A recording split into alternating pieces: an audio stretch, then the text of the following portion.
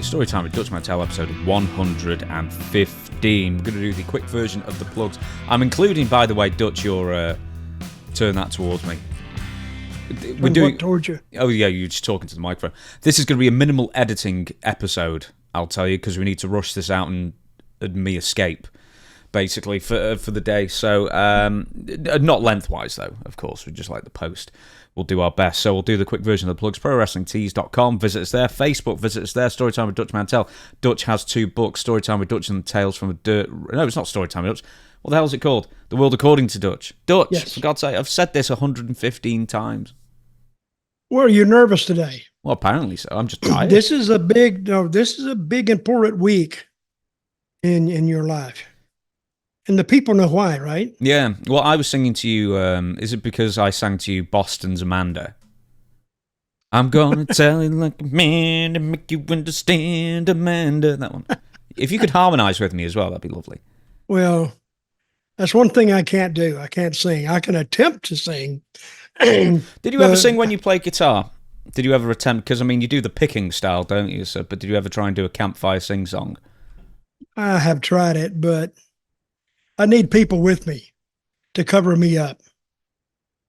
But, hey, singing is a talent. And you're either kind of good at it or you're not.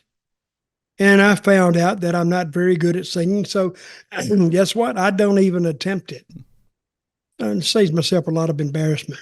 2 books, Dutch, 2 books, me, you know the deal. Hats, diplomas, Dirty Dutchman, with 2 L's at gmail.com. The Stevie Richards Show is also out every single Friday on the Stevie Richards Show YouTube channel and podcasts everywhere as well. So let's get to the news. First thing, we always open on a death.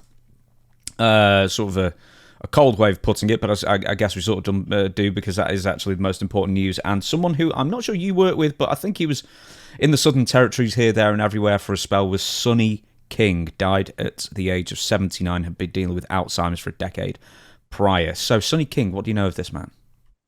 Oh, I know him not very well. Met him in Memphis. He was working there, and I remember Ricky Morton had somewhat of an angle with him. nice man. And I think he spent a lot of time in mid-Atlantic territory. And years ago, we didn't call the territories like Mid-South or Mid-Atlantic, or we called it by where the office was located. So Mid-South would be like, Louisiana. We call it Louisiana. Or Mid-Atlantic, we call it Charlotte. But I met him there, and I met him in Memphis. I met him in Memphis. But there was an issue there in Charlotte where he came out of the building, I think in Charlotte, and got into somewhat of a fight with a guy, and the guy cut him. And I think a pretty bad cut. Did you know that? Yes, so apparently it might have been more than one person, and it was said to be racially aggravated stabbing, and it could even be saying attempted murder. It was pretty serious. Yeah, it was really serious because he went to the hospital, and from what I heard, that it took a lot of stitches to put him back together. So, and of course, I don't know what caused it. I don't know if it's racially motivated or whatever, but I'm glad he survived it. But Sonny King was a big guy too. He was about 6'5", 6'4", 6'5", big guy. And I think when he got to Memphis, I think he was more like a manager, and maybe a manager in even the Mid-Atlantic territory in Charlotte. He was probably a manager there. But so he was earlier than me, and I don't know, he was probably 10 years ahead of me. And I think he got out, years ago. And my condolences to his family. And he was a good guy, and he'll be missed by his family and his friends. I wasn't that good of a friend of his, but he always treated me fair. Seems that you got into the business in 1968, maybe a little earlier, I don't know. So he was only a few years. Yeah, I guess he was a few years ahead of you then. But because I don't know much about Sonny King, and I don't know how many people out there do as well. What was he like as a worker, would you say? He was not a great worker, but he had pretty good timing. And sometimes that's what it takes. If you have good timing, people don't care about your work. Look at Dusty. Dusty, when you look at Dusty Rhodes, you don't say, wow, what a great wrestler he is. But he would do things in the ring, and and the people would really, really appreciate it. And when Dusty got in the ring and, big old bad heel started beating on him, and when Dusty started the hulking up, we called it later on, people would get with it, and he'd fire a big comeback off. Handsome Jimmy, the same thing. He just had great timing. But, of course, the people dictated that. He would just listen to the people, and if he made a move and they responded, that was telling him to go in that direction. It's almost like a guy in a band playing and he would listen to the people, and he knew where to take it. I was going to say it was like a conductor, but it sort of isn't like a conductor, or is it? I mean, is the conductor working the audience, or is the audience working the conductor, and the conductor's reacting? Well, that's a good question. I think he attempts to work the audience, but I think the audience, if they're over responsive, now they're telling him what to do, and he's listening to them. In both instances, both the talent and the fans are having a good time. So, but Sonny had good timing, and I think he did well in some of the places he went. And what did he die of, did you say? Doesn't say. He just said he was dealing with Alzheimer's for a decade prior. I'll give you a couple of things for him. Apparently he got into the business. He was originally a pro boxer. He'd been offered to come into the wrestling business by Jack Britton, turned him down, but then he later befriended Ernie Ladd, and Ernie Ladd convinced him to join the sport of pro wrestling. And he was also a former WWF Tag Team Champion with Chief Jay Strongbow in the 1970s. Apparently when he was a manager, so you tell me this, is that he would manage for a while, but he had a philosophy where he thought that if he interfered with the matches, or overly interfered with the matches, or was a bumping heel or anything like that, that it would take heat off his charges or take heat off the match and put it on himself, which he didn't want to do. You're from you're from the Memphis school of thought. I mean, what do you think of more like a Gary Hart style manager, just sort of menacing, standing in the corner, I guess? If he interferes too much, the fans are at some point going to mandate a match against Sonny, because he's laid his hands on them so many times. The only way the babyface can get back is to lay their hands on him in a match. And I think that, and I've heard that too, and that's a good philosophy, and I don't think Sonny wanted to wrestle anyway. So if he interfered too much physically, that would mean that he was almost, like that word, almost mandating a match that Sonny could be in. It might be a three-way, but I don't think he wanted to do that, because I think he was through with wrestling. And believe me, when you're through with wrestling, you're done with it.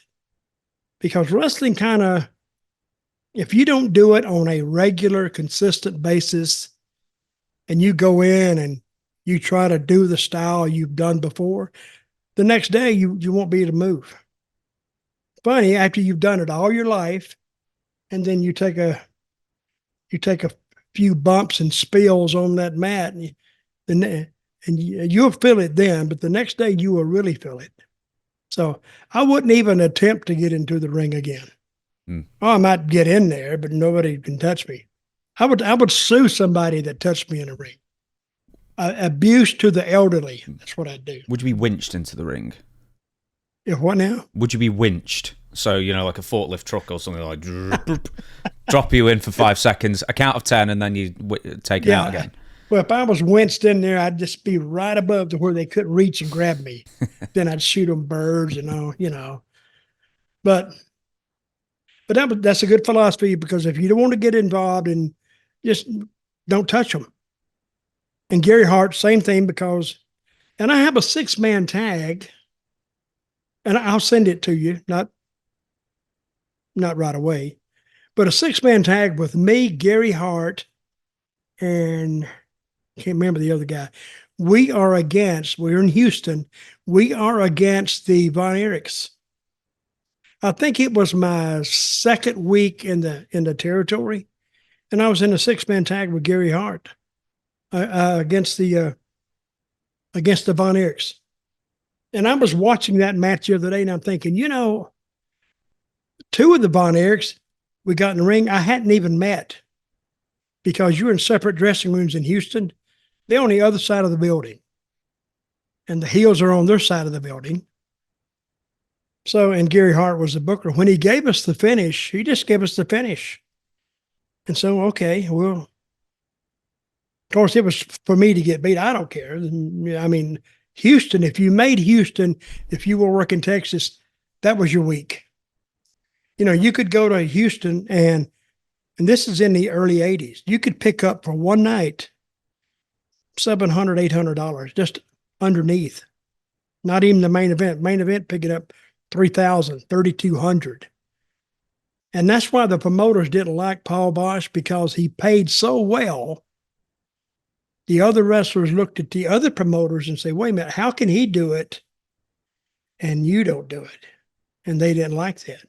Mm-hmm. But so I worked my butt off down there. I liked Houston. I liked Paul Bosch. Very, very gracious man.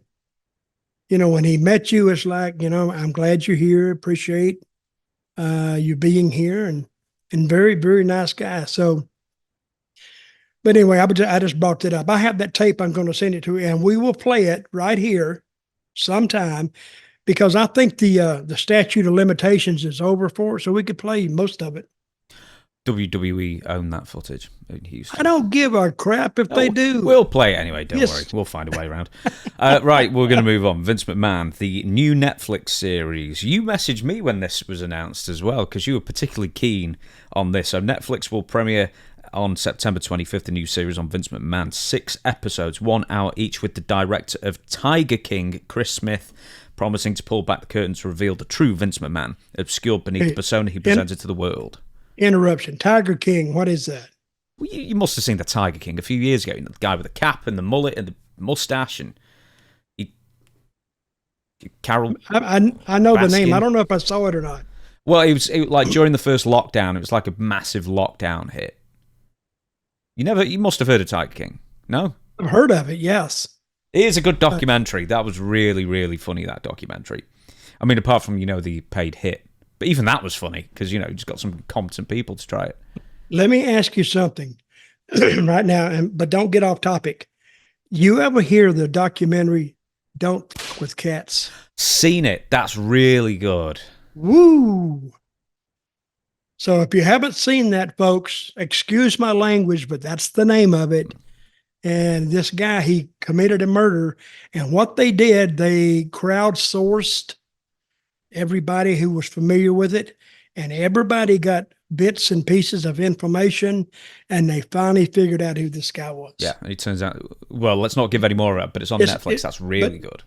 But it's very good, right? Yeah, that was really good. They've done more documentaries, the same producers from that. They're never as good, I don't think. That Don't Mess with Cats one was really, really good.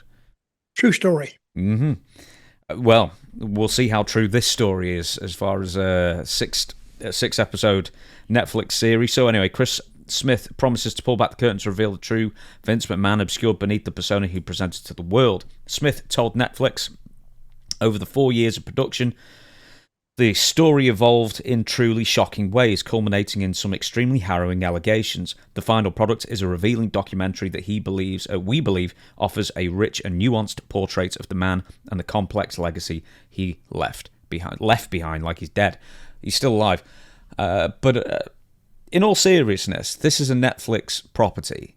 it's been not in development hell, but it's taken 4 years to get from, conception to actually getting it out there because the story with Vince has changed so much.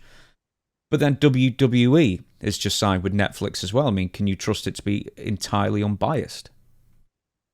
It's already made now. They couldn't be releasing it if they just went back to revise it. And I think the editors would bitch about that. They would moan and say, hey, you're making us change this.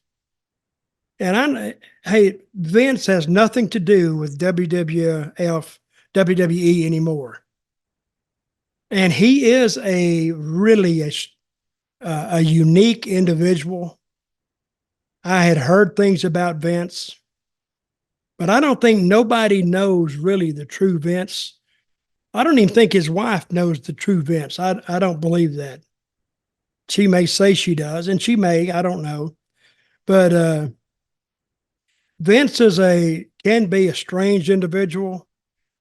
I said one time I think he's bipolar because he acts sometimes so much differently. You can meet him one time and he's one personality. You can meet him again, he's totally different. And it's according to, I guess, what he's got on his mind, how he's feeling. But it is really distinctive, the changes in personality he has. I don't know if anybody else has said that, but anyway, he is a case study in individuality, I would think. So hundreds of people have been interviewed over the course of a number of years, including Vince McMahon himself. He's going to be part of this. So he got interviewed for his own. He knew they were making it. Yeah, absolutely. Now, WWE, they don't have like a credit in this, so I don't know how much interference, if any, WWE or Vince McMahon have been made, have been able to make with this documentary as a whole. But supposedly this is completely independent from WWE's, idle hands or otherwise, in that sense. So, okay, who has been interviewed? Hundreds of people. Vince McMahon, but not Janelle Grant. No, I'll get to that in a second. Vince's involvement ended when he was ousted from WWE the first time. And then all these NDAs came out, etc. And then obviously they didn't re-interview him when he was expelled the second time or during his second brief run, under the after the Janelle Grant civil suit came out. So, that being said, a few people have said they weren't going to be a part of it. One of them was Jim Ross. One of them was Rob Van Dam, which I don't know how much he can really add to it, I guess. I don't know how close he was to Vince. But the main one, as you said rightly, is that Janelle Grant either turned down a request or wasn't asked, because depending on who says what. But let's presume that she was asked and they said no. That would have been the really interesting get. Yeah, having missed, I don't think she could do it anyway. I think her attorney would say, not no, but hell no, you're not doing any kind of an interview, because that would be all for them. She would get nothing out of it. I mean, what she has to say and what she has to present is going to be all presented in a courtroom. And they're going to decide whether Vince is guilty or innocent of all charges, if it gets that far. But I would like to be, I wonder, could I go to Connecticut and get a place real quick and get on the jury roll so they could call me for jury duty? Ooh, press. You should get press credentials. Then you go there every day. I would love to hear this. Is it going to be carried by any TV, you think? I don't know. I don't know what the issue is with Connecticut and filming in courtrooms, because it doesn't depend on the state. I think only here it was only just allowed in Scotland to record some of the really big cases, and that's only a recent thing. But over in America, I think. Hey, I'm going to have to check. I'm going to have to check with our show attorney, Mr. Adam Berbrower. Yeah, make him work for his money that we're not paying. Oh yeah, him. I will. But I wonder, are they going to record this at all?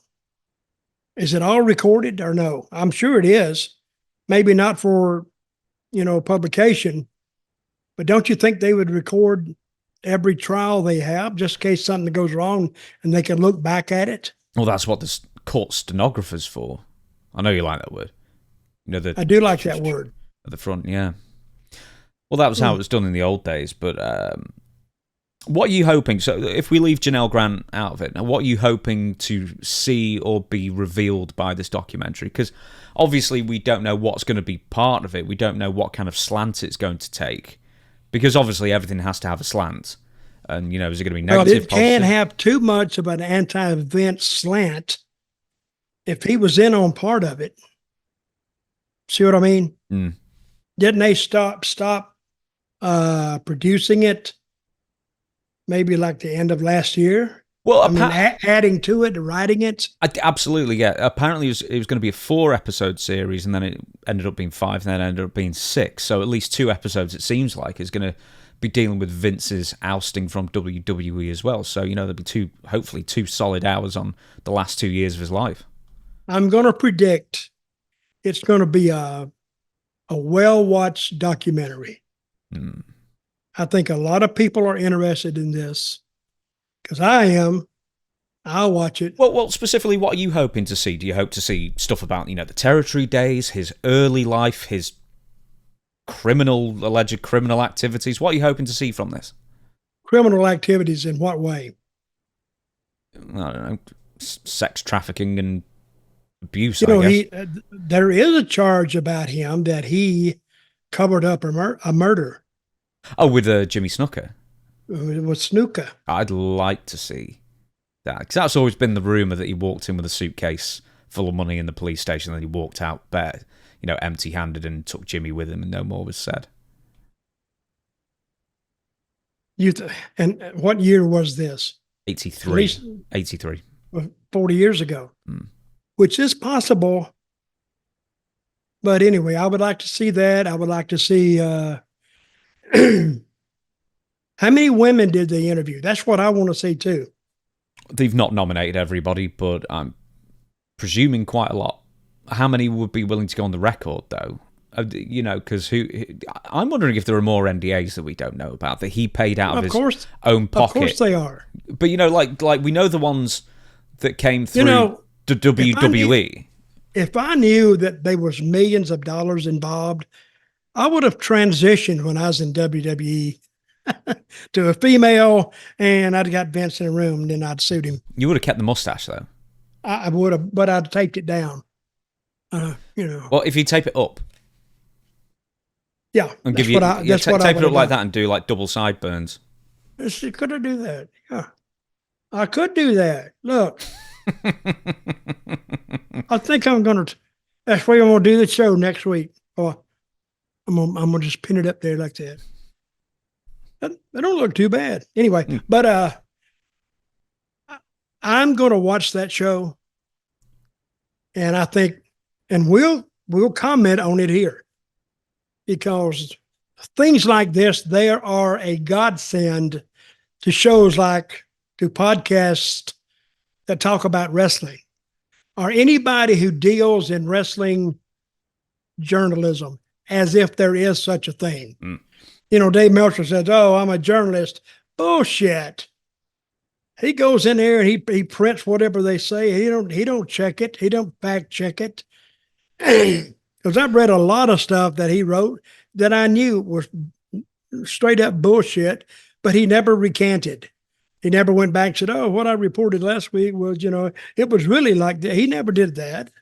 So well, the problem is with the wrestling business is it's so secretive, even now, especially at the top, that you can't just go to the top dogs or, you know, a representative for the most part and say what's going on with so-and-so. So you basically have to speculate anyway. Yeah, well, for the most part. Wrestling does itself no favors in that sense. Well, but hey, even the major newspapers, they don't report the news. They report opinion. They use the news to start it out with. And then they say, well, this, I think, is going to happen this and this and this and this. But that's why the fact checkers became so popular. And no one listens to them anyway. Right, we're going to... I do. I listen to them. We will, well, people who've got their minds made up won't listen to fact checkers. I'll tell you that for nothing. Anyway, we're going to move on. Nikki Bella, husband has been arrested. This is something else you brought to my attention as well. So this is just straight from TMZ. Nikki Bella is on the hunt for a divorce lawyer, TMZ has learned. Sources with direct knowledge tell TMZ Nikki has been making calls since Friday, and we're told her intention is to file to end her marriage to Artem. Now I'm going to really blow this surname. Chigvintsev. So I'll say Artem for now on. Nikki began the search a day after Artem allegedly attacked her, resulting in some physical injury that triggered his arrest for felony domestic violence. As we reported, Nikki has not been wearing her wedding ring since the incident. She hosted the Chestnut Kobayashi hot dog eating contest over the weekend in Vegas, and her finger was bare. Our sources say that Artem is not staying at the family home, and we're told he's been staying at a friend's house. Nikki is in the family house with their 4-year-old son Mateo. TMZ broke the story, and Artem was arrested Thursday for felony corporal injury to a spouse or cohabitant after he called paramedics to request medical assistance for the alleged victim. Radio dispatch audio confirms he called for, then cancelled the visit, but cops still showed up at the house. Officers say they observed obvious injuries on the victim's body, and they arrested Artem for the felony. He was released on bail hours after his arrest, and Nikki and Artem met in 2017, etc., etc. So, I mean, pretty darn serious stuff there. I mean, the fact that he rang up and said, I need an ambulance, and rang up 2 minutes later and said, actually, you best cancel this. And they thought there's something fishy. Well... What is her name? Nikki Bella? Well, it was Nikki Garcia. Bella was always a work name, but it was Nikki Garcia. What's her sister's name? Nikki and who? Brianna. She's currently married to Brian Danielson. I like those girls. They were always very friendly to me. Not standoffish, not above anything. And they would stand there and talk to you like you've known them all your life. So... And they did quite a bit of stuff in WWE. Now, let me ask you this. How did they get to WWE? Is that a John Laurinaitis thing? I think it was, yeah. I think they were in like 2007 or so. So that was deep in John Laurinaitis' reign of terror. Mm-hmm. Well, so I'm reading into this, and I don't know any more than anybody else does. And I hate when stuff like this happens to someone I know. But domestic violence is not just things that other people go through. Other people go through it until you or somebody you know has to go through it. He said she was throwing stuff at him or something. I don't know. But if she had a mark on her neck, and she says that, and he says, well, yeah, I did it because she was throwing stuff at me. I don't know if that's a reason to put a mark on her. And she's really smooth-skinned, kind of. So if any kind of a mark was there, it'd be easy to see. So I don't know the story on it, but we'll see. Now, she met him on a game show, Dancing with the Stars. I believe so. I don't know. Is it one of those things where I just think, crikey, in this day and age? But then the next story is the exact same thing. We'll get to that in a minute. But, I mean, in this day and age, goodness me. So who called the police? Or the husband. The husband called. Then he called back and canceled it. Yeah. Actually, I did hurt my wife, but don't bother coming. Well, that's a sure tip. That's a sure tip-off you need to go. Mm. So where was this? In California? Where were they? Napa Valley.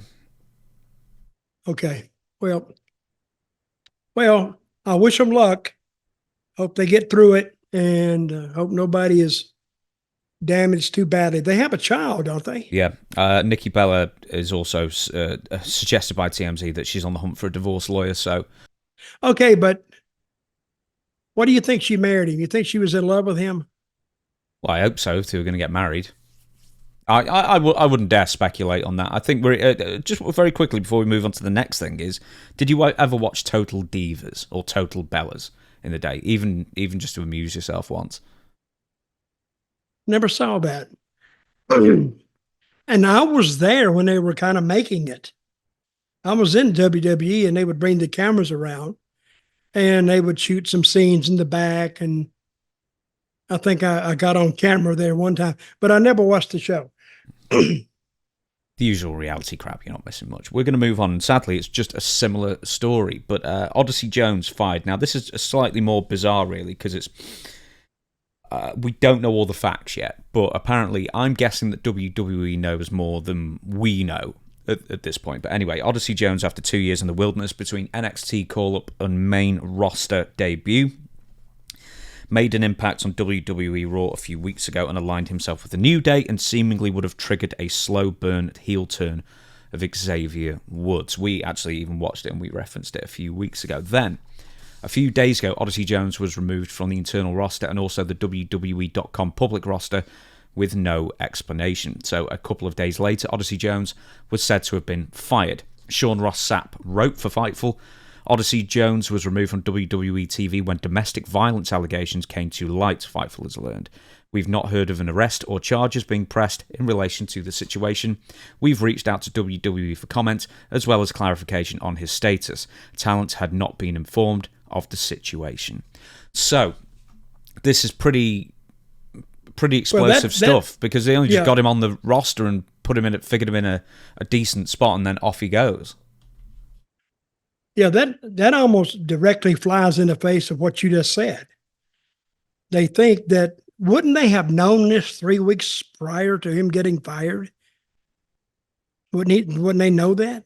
No, I doubt it. I think this is fairly recent. But it's not. I thought it was like a year or two ago. No, this apparently some things happened this July. So about 6 weeks ago, and I'm going to show you something now. So just bear with me a second, and it is just 1 second. Let me just pause. Okay, so we're back, and I wanted to bring this to your attention. I don't think anyone really paid any mind to it at the time, because it was just a random Twitter account, no history or no past or anything, just sort of sprang up. The truth about Odyssey Jones at About Odyssey, and it is a series of tweets all made on July 19th. But isn't it the person that is that their handle is The Truth About Odyssey Jones? Yeah, we suspect that's the woman. Yeah, this is the woman we think. I mean, anything could be a parody account. You know what it's like, Dutch. Yeah. But here we go. Tagging both. I could have died while on vacation with him, and wants to pretend like nothing happened and try to keep me shut. Goes on vacation for his birthday only to give the woman he was with a slight concussion and leave her bruised up. Has mental issues and pretends to mask it and cover it up. Odyssey Jones is nothing but a woman beater and abuser. I have the receipts to prove it as well. Stuff like that. So apparently this started coming out on July 19th. Oh, yeah, I was going to say check the date. It's all July 19th, right? Every single one of the tweets of, 10 said or so? He could have killed me. Yeah. He went there. Almost killed me while on vacation with him. Wow. So, and I was going to bring up what happened to the old American slogan, innocent until proven guilty. But I guess WWE wanted to get rid of a problem before it manifested itself into a bigger problem. So, yeah, and that's what they did. It's a fair comment. Where's this guy from? Odyssey Jones. He's a big guy. He is a big guy. It's a fair comment as well. If I'll just address it briefly. Is you're right. There is. Oh, for God's sake, bear with me. It's WWE are very, very sensitive to these things, especially ever since Vince McMahon. And all those lawsuits have come out as well. And you're right to say that innocent until proven guilty, because as far as at least this Fightful statement is that they don't believe he has been arrested or at least charged, or charges being pressed. But we don't know that at the time, and I don't know if it's WWE. So he hasn't been arrested or charged as of yet. Possibly, yeah.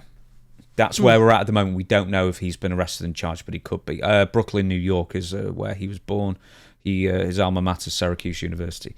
So here's the thing, though: is WWE, I suspect, probably know more than what the public at large know, and that's why they're being proactive. But even I mean, do you think that's the right way to be?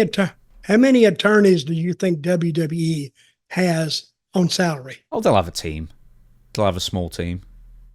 At least 10, I would say.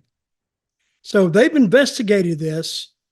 And of course, they're leaving it alone right now because that old slogan, that sleeping dogs lie, until it pops its head back up, and then they'll get up and defend their actions. But it's a case-by-case basis, because I'll give you a couple of examples. Velveteen Dream. Now, this wasn't domestic abuse, but it was other very weird behaviour, including filming people like Chuck Berry in the bathroom, allegedly.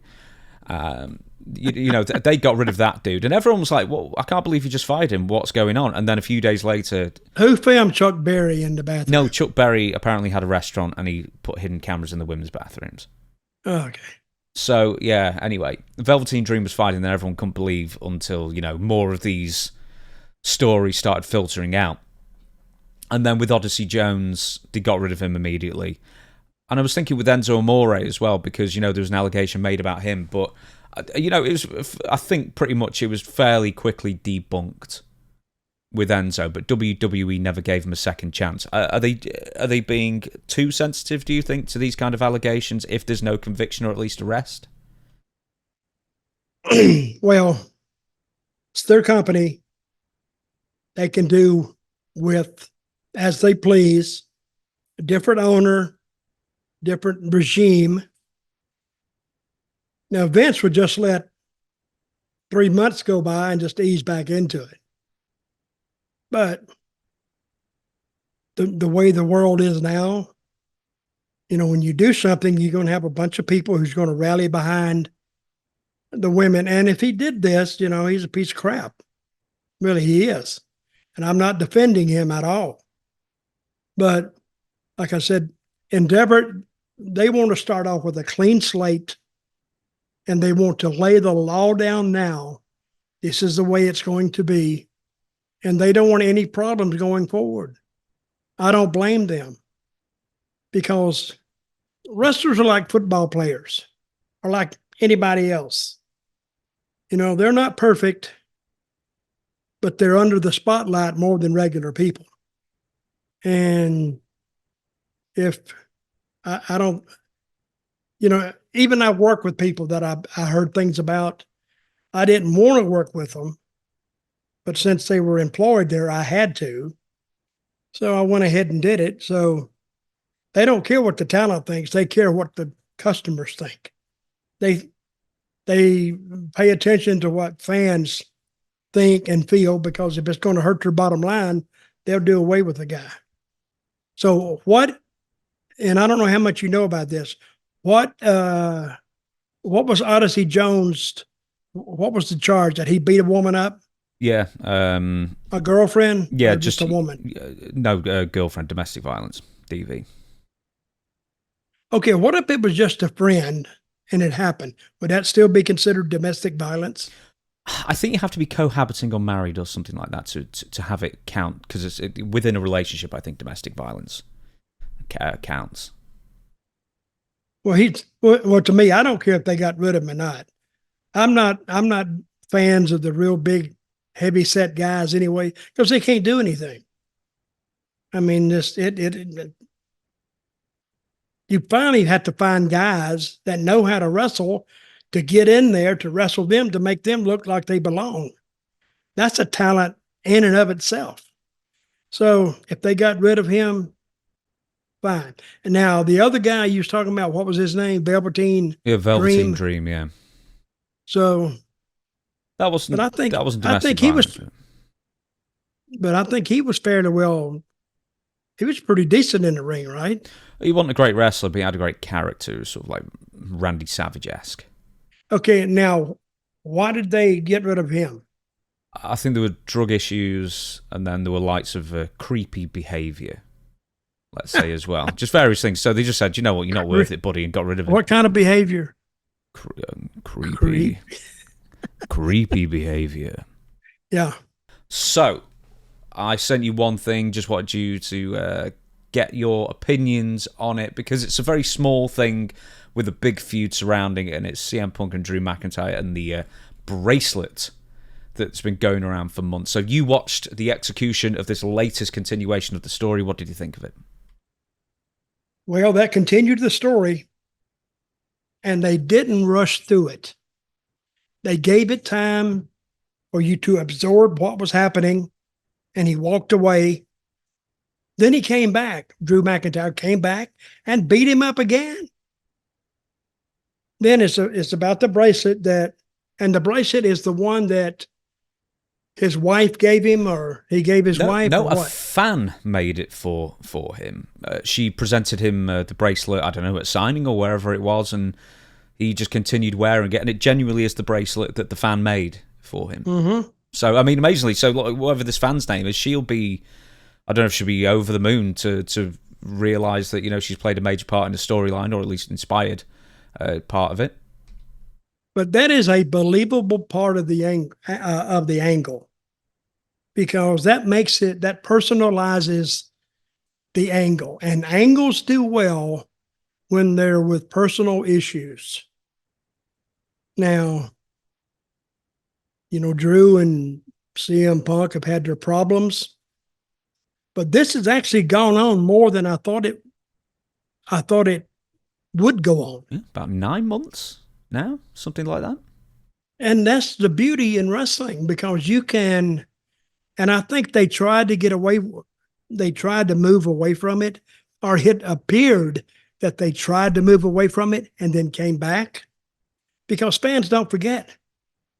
And I do really appreciate the tone of how they're booking this, or booking a lot of stuff, really, because it makes sense. Fans don't forget. And I think Punk and Drew McIntyre have had some good matches, and they could leave it, say, in the next pay-per-view and come back to it in 3 or 4 months. It may still have legs. So they're going to check that. So, and even in the beatdown that CM Punk took by Drew, it was kind of drawn out. What pisses me off about it, and I'm going to be a stickler here, is the agents, when they come in the ring, they don't do anything. They just say, stop it, stop it, stop it. But they never grab him or anything. I don't know why. But you would think of that if they really wanted him to get him off a guy, they would actually grab him, physically grab him, but they don't. They're just standing back saying, stop it, stop it, stop it. Like, if a guy's mad, that's not going to stop the guy. But I digress. I mean, well, do you know what they need? They need to have Lance Russell in the corner saying, yeah, oh, come on, guys. Come on, guys. Come on. What if Lance Russell had he had a stun gun? You put it on the end of the microphone, like the other end of the microphone. I'm tired of this crap. Oh, it'd been great. I love that. But I think that was before stun guns were invented. But I guarantee you, Lawler would love that. Lawler would book it. He'd say, hey, take a stun gun. And he'd say, hit him with it. But they would forget to disconnect the electricity from it. So the guy got hit. So, hey, did you ever see the angle between Eddie Gilbert and Lawler and Eddie Marlin when the car ran over Lawler? Yes. I think we covered it on this show quite a while back, but I think we actually watched it, yeah. Crazy. And he really hit him with the car. Oh, God, yeah, he was going way too fast. I think they agreed 10 miles an hour and he hit him by like 25 or something. I don't know if it, but the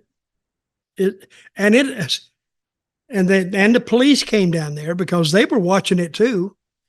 They came down there and checked it out.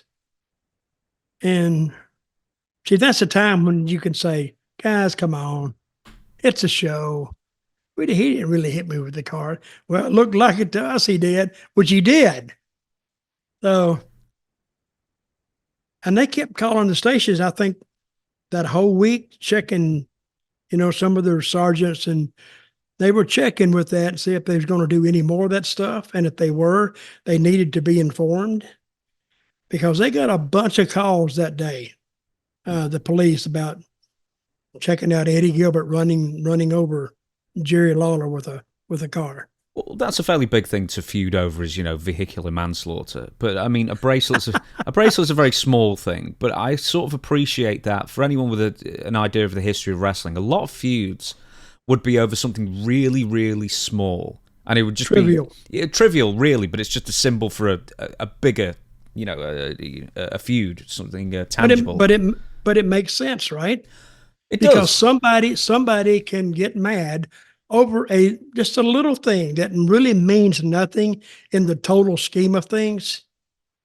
But didn't Drew McIntyre steal that from him and take it from him? Exactly, that's the point. And then CM Punk took it back. Mm-hmm. So it's progressed along. Well, I do like the art of story progression, and that's what they do. They do it well too. I'm trying to think like some of the old school things that people used to feud over. Can you think of like the most trivial thing in wrestling that started a feud off? Because I know quite a few times, someone would stamp on someone's cowboy hat, and that would start a feud for 6 months. That kind of thing over a hat. I seem to remember as a kid watching Bret Hart, PCO, Jean-Pierre Lafitte at the time, stealing Bret Hart's jacket. And that started a feud. And like, can you think of anything like sort of on like that level of triviality where a feud was built off on? Not right off the top of my head, but a lot of things have just... Sometimes it was just something that was said that could be taken two ways. The fans took it the other way too, or they can see the connection. And the guy, he just goes nuts. And but that's the art of it, though. That's the art of it, though. It doesn't matter what it is. If you sell it enough, you make it believable enough, then it doesn't matter what it is. It could be a bracelet, it could be a hat, it could be being run over by a car by Eddie Gilbert. It can be anything. Well, be a belt, of course. Jeez, my spelling's been terrible. Hulk Hogan.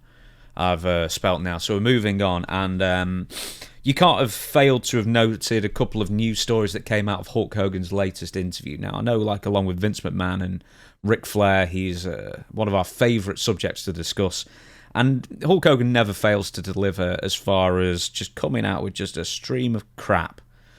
So it's great fodder for the podcast. Anyway, Hulk Hogan was a guest on Logan Paul's Impaulsive podcast, and instead of the usual promoting pump and dump crypto cons, Logan Paul had Hulk Hogan on to make some fairly baffling statements, and we're going to go through some of these. Now, before we get to Hulk Hogan's, I want to let you know something that Logan Paul basically admitted, is that the first one is that he admitted on air that he had absolutely no idea what shoot meant in a pro wrestling contest. So Hulk Hogan says, I mean it as a shoot, da-da-da-da-da. And Logan Paul was like, huh? What? Yeah, he didn't know what that meant. That's as old as the hills. And he didn't know that. I don't know why he wouldn't know that. And just sometimes the wrestlers, their vernacular or their language goes over into the general public. They know kayfabe now. And I've seen them say, hey, kayfabe that. I keep it quiet. But I would think that would have made it over into the to the general population, that they would know what shoot means. So I think like heat. And now you might have somebody out there listening saying shoot. What does shoot mean? Shoot's a amateur wrestling term. When you go for the pin, shoot for the pin. So that's where it comes from. And and when somebody is shooting with you, they're telling you the truth. So, and no more bullshit. I'm shooting with you. This is the truth. So, but he didn't know what that meant. So did Hulk say that in the interview? Yeah. So Hulk is, you don't know what shoot means, and then he actually turns around to one of the other cameras. He's looking that way and goes. He actually does a double take. It's like, you are in the wrestling business, and you don't even know the first thing about the vernacular. I mean, I thought even as a fan. Yeah. I mean, every fan that watches a podcast like this will know what shoot means, but he doesn't. Yeah. Which I find incredible. Well, nobody told it to him.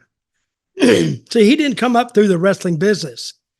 he came up through social media. Yeah, but neither did I. Neither did anyone watching this for the most part, I'm sure. We all know what it means. We all know some of the basic. We've all read a wrestling book. I'm just stunned that he's just never heard of this, yet takes to the business so well. Well, I will agree with you there. Yeah, by him missing that term, that's hard to believe. It really is. So the next thing is Hogan blowing, a length of hose, blowing smoke up old Logan Paul's bot, let me tell you. He thinks that old Logan Paul should be WWE champion. Watching you, my brother, you have an opportunity to be the next big attraction in this business simply because you got your together. I've never seen anybody get this as quick as you have. I've never seen anybody since I've been a wrestling fan, since I was in the business 4 years, I've never seen anybody pick up on it as quick as you have. And your stuff looks believable. There's no holes in your work, so just don't get hurt. You should not be any type of champion except the world's champion at this point. You need to make that quick transition, and if they're smart and Triple H is smart, that transition needs to be made this year. You know, watching what you're doing, you have a certain air about you that you're a really good heel naturally, and what is so cool, you're going to make one of the best baby faces ever when they turn you. Because the more heat you get and the more that hate you, you're going to be an awesome baby face. For instance, Bloodline now, they're starting to cheer for Roman. Yeah. Just quick thought off the top of my head. Roman comes back, they Bloodline grounds the shit out of him, beats him like a dog, and he hits the ring to save Roman. It would get him over, bam, instantly. Here's the only instantly babyface. It'll be Hulk Hogan babyface personified. Okay, there's two things there. One, will Logan Paul be the world's biggest babyface one day? And two, is Logan Paul WWE Championship material? Well, let me go over what Hulk said. He has done some moves. I mean, high-risk moves, which means to me that he's willing to do it for the sake of him adapting to the role of a wrestler. And what move did he do? He did off the top of the turnbuckle onto the table. But he can do that stuff because I think in his social media he did stuff like that anyway. He's a great athlete. I think he had like a diving board and stuff like that, so he'll be used to doing backflips and that kind of stuff into a pool. Well, and he did learn it. I will agree with Hulk on this. I hate to say this, but I think normally it takes about 5 years to learn all the stuff that Logan Paul has learned. But I think that he has had some of the best trainers that they can supply him with. I don't know if he paid the trainers or WWE made the trainers available to him, but he has really, in his ring work, he has really, I mean, if I had saw him, I said, how long has this guy been working? Somebody says, how long? About 2 years or 3 years? Or how long has he been? Oh, me? Yeah, a couple of years. Let's just say a couple of years. But he's had 10 matches? But he has good timing too. And he's been in there with the best. So, and he has made a rapid rise in his talent. It amazes me the things that he can do already. So how many matches has he had? I was slightly undercutting him. His first match was WrestleMania 38, so that was April of 2022. So they put him in the ring without any trial matches in front of people? No, that was his first one, WrestleMania 38. So, 2022 April was his first one. He's had 15 matches in total. Wow. Okay, here's the thing, though. I don't want to sound like Ronda Rousey, but she has a point. As big a whinge bag as old Ronda is, just complaining about everything WWE and saying me. But the thing is, she's right in the sense that, hey, if I had 6 weeks to practice my match before every match, then I'd have great matches every time as well. And she does have a point there. Logan Paul has got every single advantage bestowed upon him. He's a great athlete and he's clearly got a knack for the business, but if you've got 6 weeks per match, let's say, to work it out, then it'd be tough to not have a really good match. Well, Ronda Rousey has a point, but she doesn't have a point. Leading up to a WrestleMania match, she's had all these matches in front of people on the road. Yes or no? Yeah. She was fairly full-time during the 2 years she was with WWE. But she's still big difference between Logan Paul and Ronda Rousey. Oh, yeah, Ronda got worse. Hey, I didn't say that. But she got more boring. You know, you see her going to ring, you know. She's an interesting figure. I will say that. But she's not a good talker. She doesn't have any of the showmanship that Logan Paul has. You know, if she's a heel, you truly dislike her. She's not funny cute. She just like turned the TV off cute. So, but Logan Paul, he's fun to watch, even as a heel, and good looking guy. But big difference between Logan Paul, and I don't care if you can give her 2 months to practice a match. She doesn't know until she gets out there in front of people. Now, I'm saying when she had all these matches in front of a live crowd, when she came back to the dressing room, who was she talking to? Talking to the agent or talking to somebody else? Or did she have a trainer on the road? I don't know. And so what did Logan Paul do?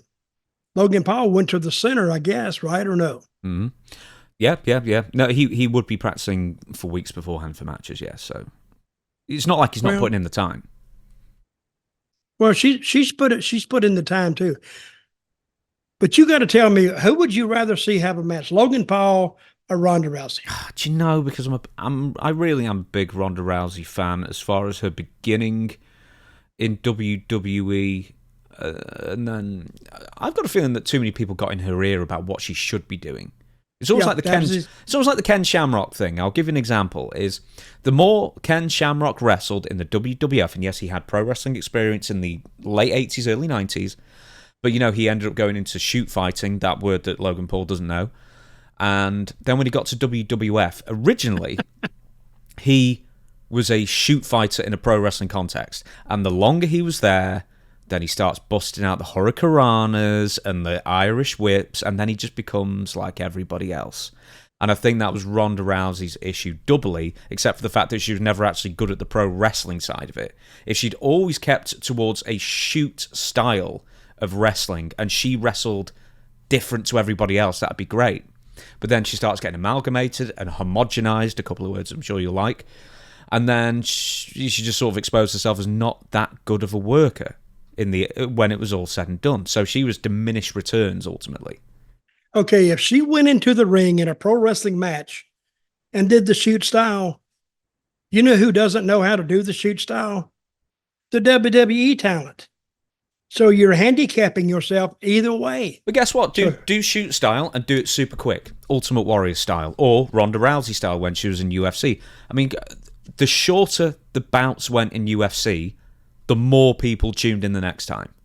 It can be Goldberg. Do the Goldberg thing. Just have a 2-minute match, 1-minute match, 30-second match. Just let her kill people and move on. That would have been the best thing for her. But you forgot her match with Holly Holm. Yeah, but that she just took the layoff, boom, and she was gone. Look, 2 matches in a row, she got knocked out. Yeah, but if they can accept CM Punk returning, the worst UFC fighter of all time in the modern era, then they can forgive Ronda Rousey because she was, the champion of the world for years in her weight class. So, if they forgive CM Punk and just brush over that, they can brush over a couple of losses for Ronda Rousey. Well, I think there's a big difference between Ronda Rousey and Mr. Paul, Logan Paul. Yeah. Well, just before we get off Logan Paul, you can't do any bullshit with Ronda Rousey because it makes her look. I think she thinks it makes her look carny, and it's totally off center for her, and she's not comfortable doing it. Logan Paul loves it. And you can tell he loves it. He knows how to work to the crowd. And I don't think Ronda has learned that yet. He was, well, I don't think she ever will. She'll never go WWE. I think she's stuck in her ways. So just before we get off Logan, we move to the rest of this stuff that Hulk Hogan's come out with. Is he also suggested that he'd be a great WWE champion someday? Logan Paul, I mean, it's one thing to have good matches, practice them, and be led into having a good match when the pressure is on. I suggest it's an entirely different thing to be the face of a company, and you probably have to have some sort of like a better wrestling chops rather than having a pre-rehearsed kind of thing to be a champion. If he's going to be the champion, he has to be the leader. He has to be the captain in the ring. He has to call the match. He has to set the tone. That I don't think he could do. Unless he practiced the match for, I'm agreeing with you there, unless he practiced the match for a month. Because just to call it off the top of your head, and I went in there's no telling how many matches I've gone in and said, what do you want to do? And he said, I call it in the ring. You just go out there and call it. Because we've done it, or I've done it. And guys that work steady have done it. You call it on the fly sometimes. But now, not your really important matches. You work on those a little more because you want to get it right. But I don't think he could go to the ring right now and really have a match anywhere near as good as he had. And who was he? He was working with Punk then. Who was he working with? Last one was LA Knights. Okay. So it was LA Knights, a tag match featuring LA Knights. No, triple threat match. Then before that, Cody Rhodes. Before that, Kevin Owens and Randy Orton. A couple of triple threat matches thrown in as well. Right, we're going to move on with Hulk Hogan. Now, a couple more things, well, 3 more things by him.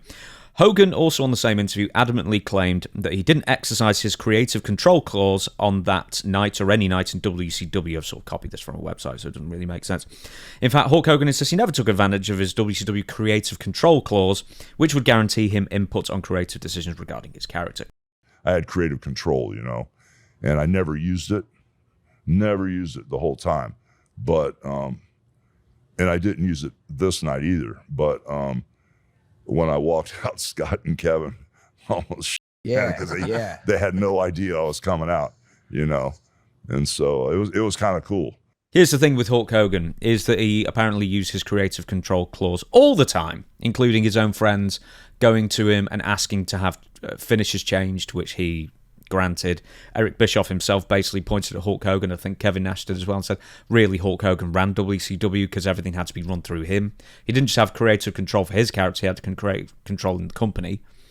I mean, there's even a meme, a trope within wrestling that is stroking the mustache and saying, that doesn't work for me, brother.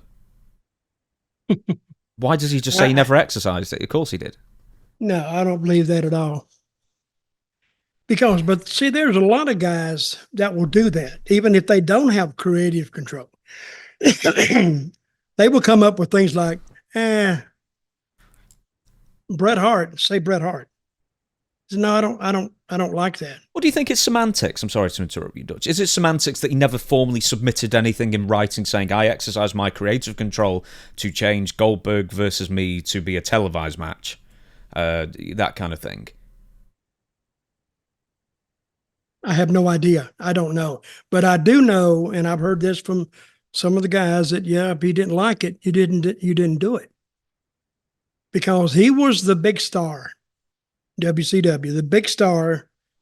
And if he went and complained to the head bosses, well, they'd have to listen to him. He was the quarterback. He was the one they were basing those ratings on. So if he wasn't happy, nobody was happy.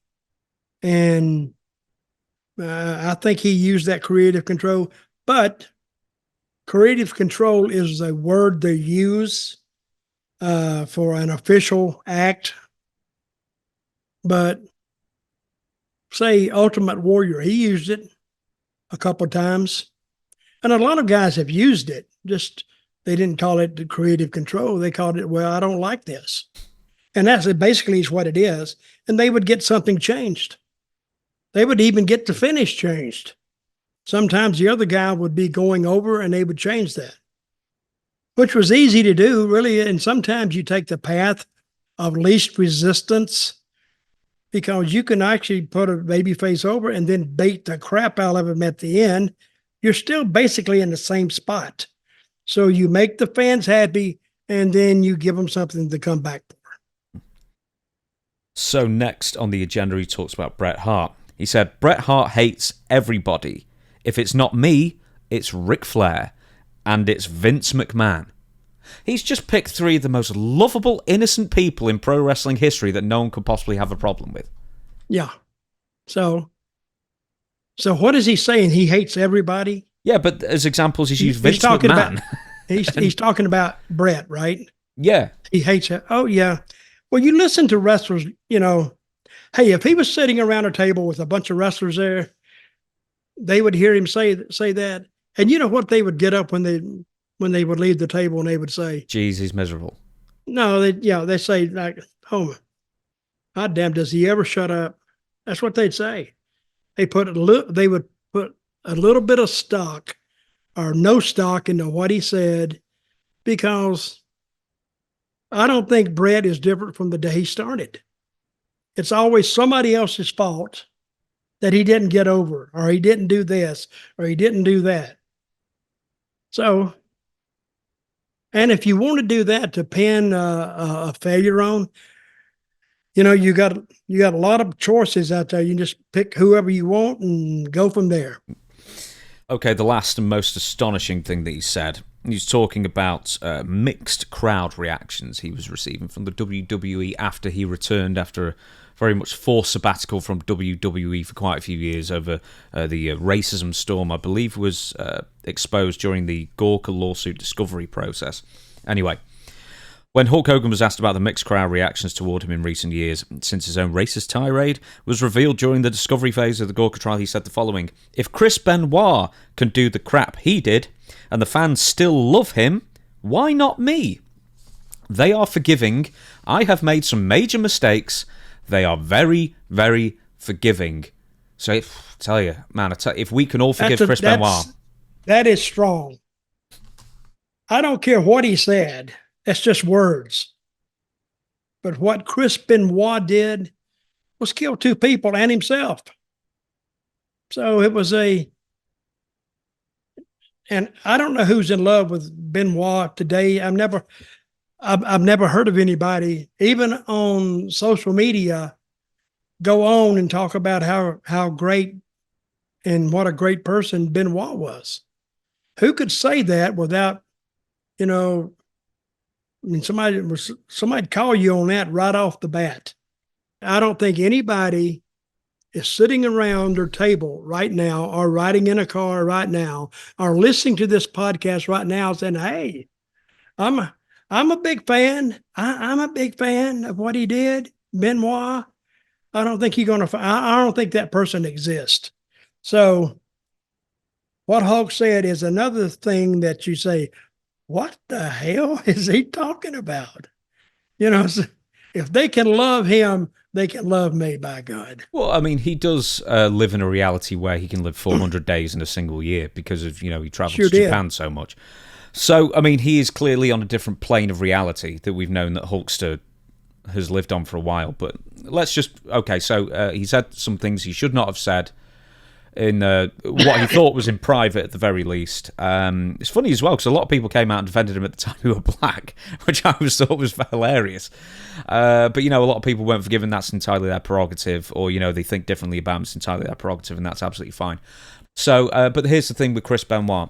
Obviously, we don't know the thought process, if there even was a thought process. We do not know what caused these trigger these the causality in all these events and that kind of thing, whether it's partially, early onset dementia or CTE or, brain injuries and that kind of thing, if it's a combination of steroids or drugs, or if he was just a dick, or just all of these things.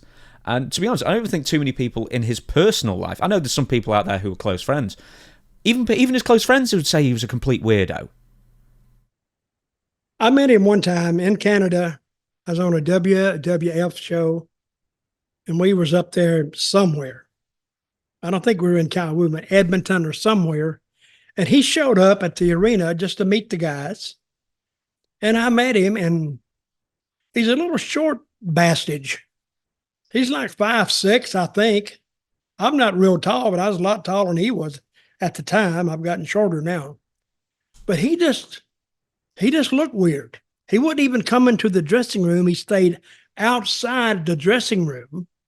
I don't know if somebody told him to stay out, but he knew everybody in there. I don't know why he didn't come in.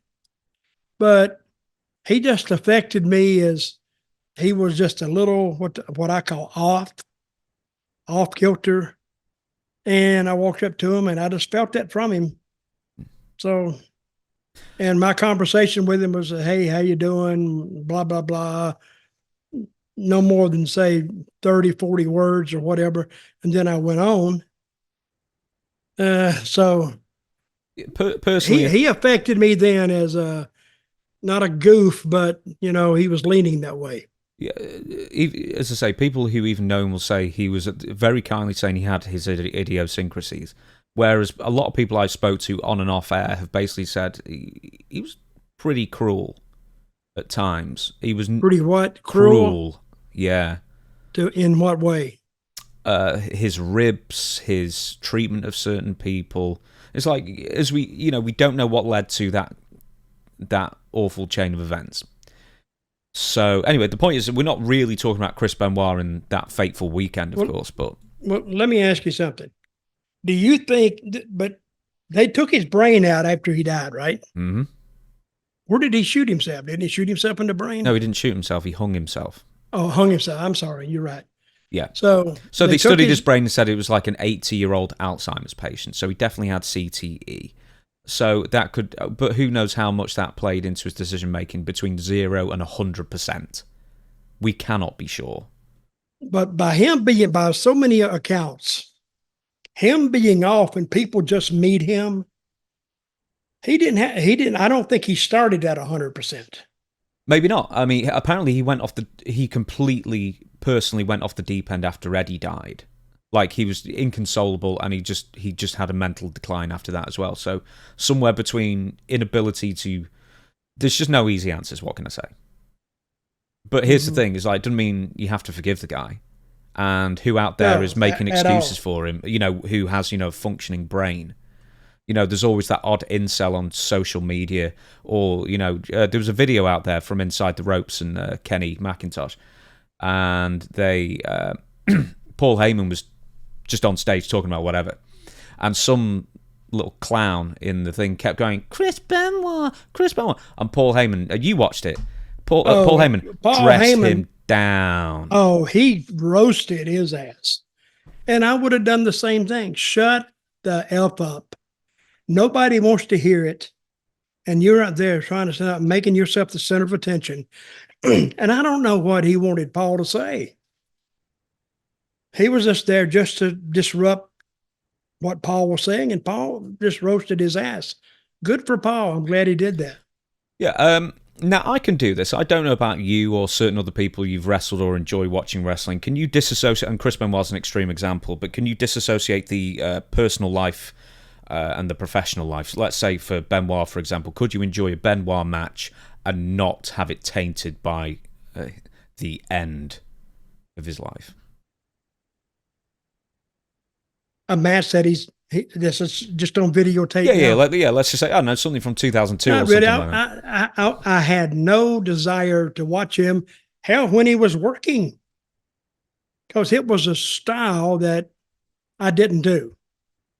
I respected their ability to do this, but a lot of times it's like watching some of that Japanese wrestling. Sometimes they actually wrestle too much and don't tell the story enough. That's the difference in the crowds, I guess. But if you look at say a Bruiser Brody Japan match or a Stan Hansen from Japan, they're all over the place.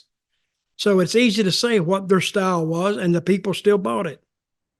But if I was watching, going back to your question, I would have no desire to watch Chris Benoit in any type of match, because I can't put that out of my mind. And I would be watching and saying, what the hell am I watching this for? So then you hear like, oh, Dutch was admitted to a mental institution because of he watched a Chris Benoit match. He went off the deep end, but that can't be forgiven. And I think what Hulk said is, we're getting back to that. If they can love him now, he said, I don't know what he's basing that on. I don't know what rational thought that he thinks the people can accept Chris Benoit and they can't accept him. We shall move on. A few bits of AEW news. AEW All in Wembley turnstile count. So the vaunted turnstile count that was sort of, I don't know, brought to the fore last year when everyone was trying to figure out how many people were actually at All in Wembley last year.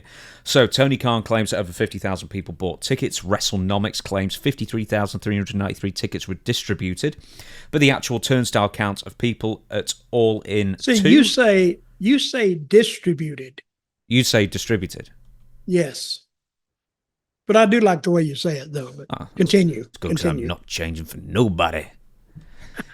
I'll, people... Okay, Hulk. Go ahead. Listen, if you can forgive me. Yeah. Then. Anyway, turning up to the show, actual physical people turning up to the show, the turnstile count was 46,476, which is in line percentage-wise, more or less, with last year when tickets distributed was 81,000, just over, but the turnstile count was just over 72,000, so nearly 9,000 people less than tickets distributed. So anyway, last year's All-In drew around $10 million revenue. This year it's estimated to be more like $6 million. In your opinion... But I thought the prices were up. They were. Yeah. I mean, that's an estimate. I think it was higher. I mean, I would have guessed more like 7 to 8 million, but what do I know? Anyway, where are these figures coming from? Meltzer, 6 million. Well, that shows you right now not to be trusted. Yeah, no, I think it was more than that. I'd suggest it. Yeah, I would have guessed more like 8. Anyway, it's still 50,000 tickets bought, all in two. Millions drawn. 6 million here is an estimate. I'd guess higher for what it's worth. Some people are saying that All In 2 was not a success. But it's like, I'm looking here, let's say $6 to $8 million in revenue and 50,000 people nearly in the arena. I mean, what do you think? I mean, I'd look at it as a great success still. I don't think they're saying AEW is losing money. Now, they may be losing money by hiring these guys at these exaggerated rates. I don't know if they're getting that or not. But I think a $6 million house, I don't think it would cost you $6 million to do that show. So they had to make some money somewhere. I mean, how many people did he take over there? Dozens and dozens, not including all the stagehands. He took the people that wasn't even on the show. That I don't know. And put them up. There were a lot of people.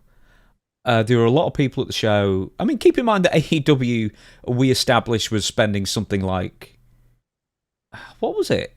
Like on a pay-per-view day, and this is like a regular arena, not even a stadium show. They were spending $6 million a week on a pay-per-view week.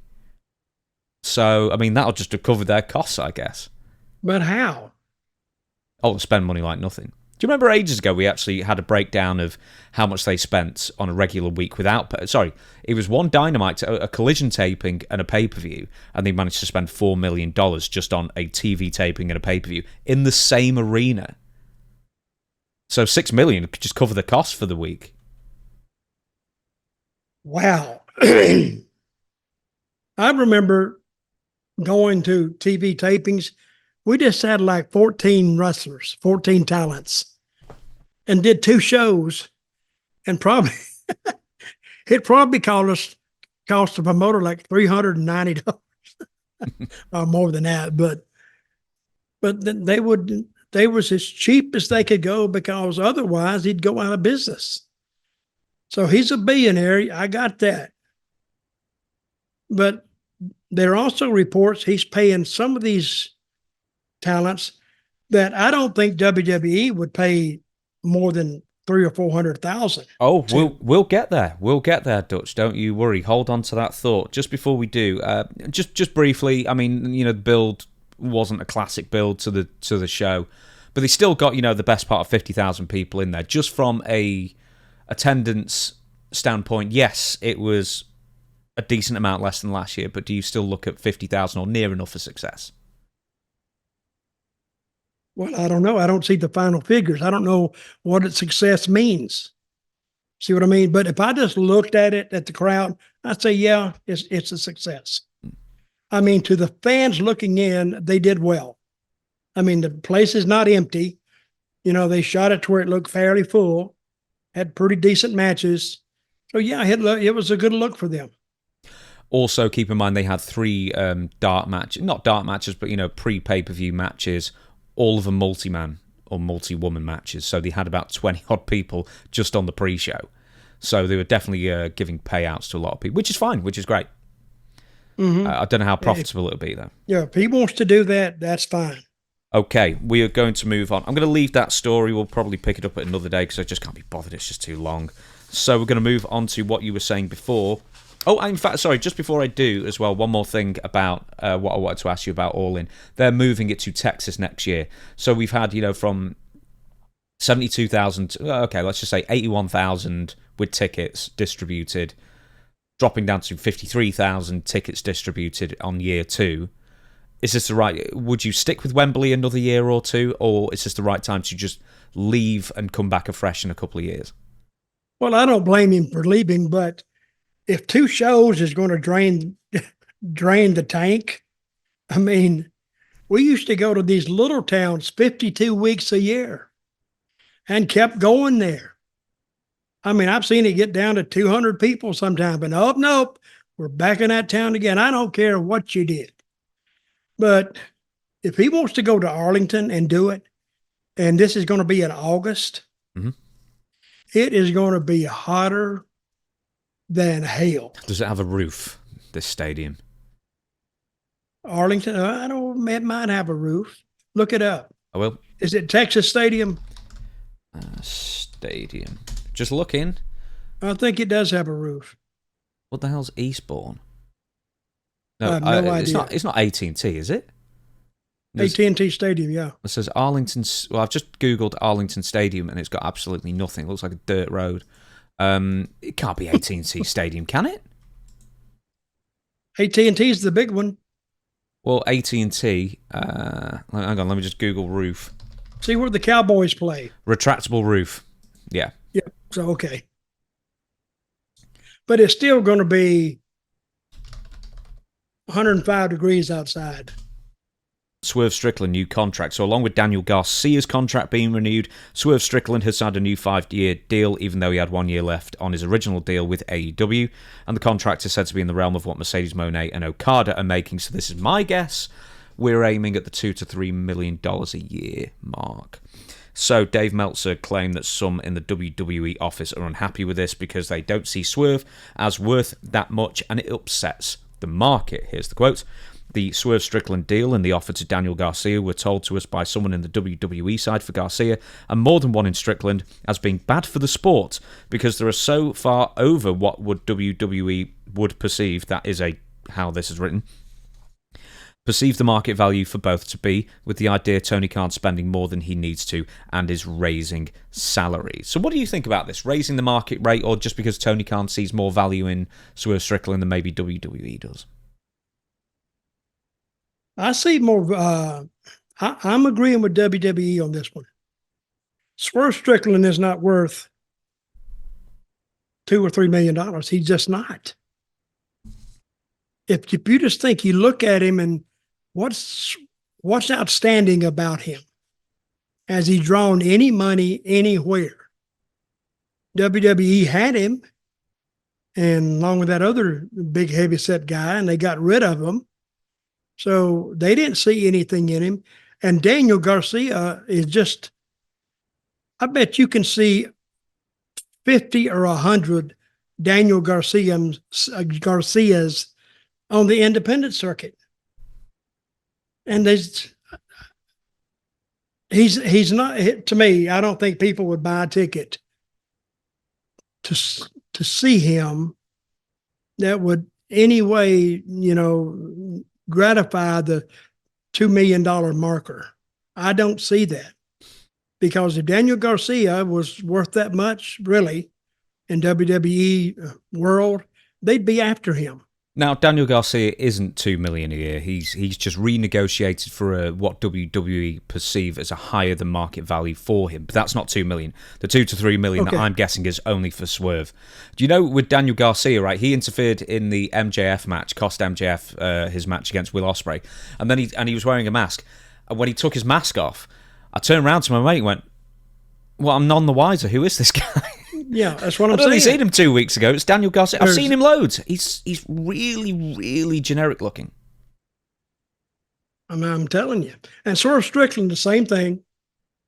He's maybe great in the ring, but he didn't justify that amount at all.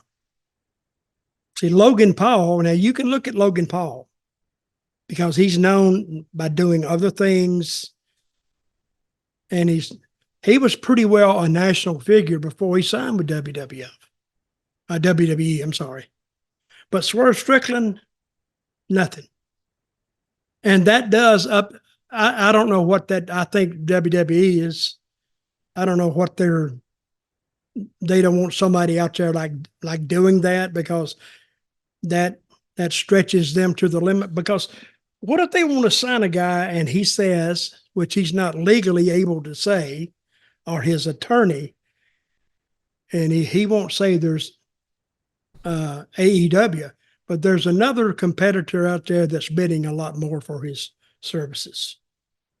So, and he'd say, well, of course, WWE, if they're negotiating, they say, well, what would that figure be? If he put $2 million down, the next thing out of the representative for WWE would be, let him go.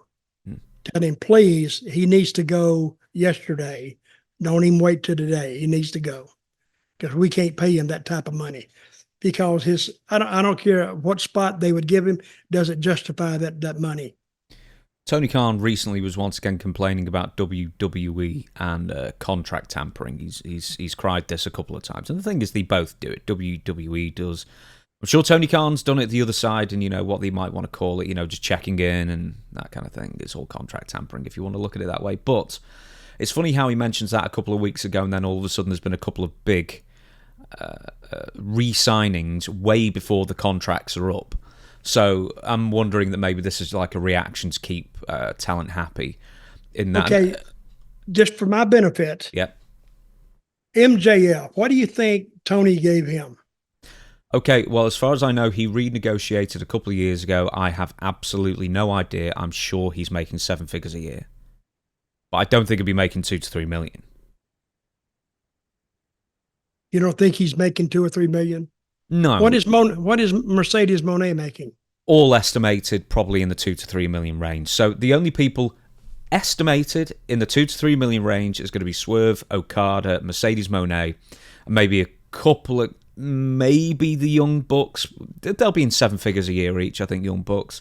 I'd say Bryan Danielson probably definitely is. CM Punk, I absolutely am sure would have been the highest paid at the time when he was there. But it's all speculation on my part. But there'll be some of the few who are in the 7 figure a year club. Woo! A lot of money for a little bit of a payback. And see, with Bryan Danielson, he doesn't. How many times a month does he even work? He's been working a lot this year purely because it's his last year. So it's almost his retirement tour. And now that he's the champion, he's only got a couple of months left in him until he loses, and then he will get neck surgery and be gone for a year and then just make the occasional appearance after that. Well, the old saying is, how do you become a millionaire in the wrestling business? You start with $2 million. But if you start with $1 billion, I mean, if you can do that, it'll be a long time. And Jim Ross said that, hey, Tony Khan can weather the storm a lot more than these other guys can. And we're going to talk about that too, right or no? No, I've skipped that one. Oh, okay. We've got a couple more things. We'll talk about it in a future episode, I think, because I figure that's going to continue.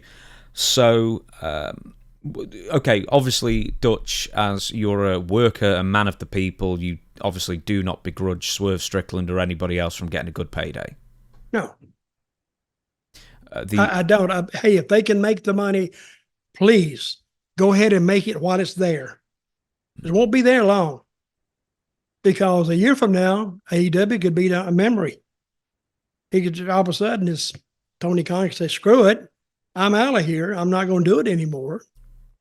Or he could cut his whole thing down, and I guarantee you, if he cut the money down, and wrestlers are like this, they would badmouth him to the moon.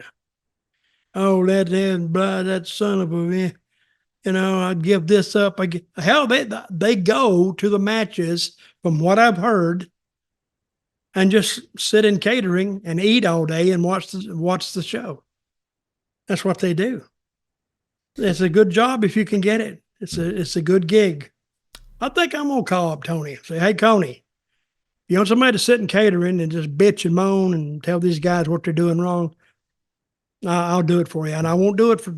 I'll do it for half a meal. So what I do it for. You got form with that with TNA anyway, so you can say you've got experience sitting in catering. Yeah, but I didn't make half a meal with TNA. No, that's true. I didn't. So a couple more things that we'll move on. Is Britt Baker has disappeared again.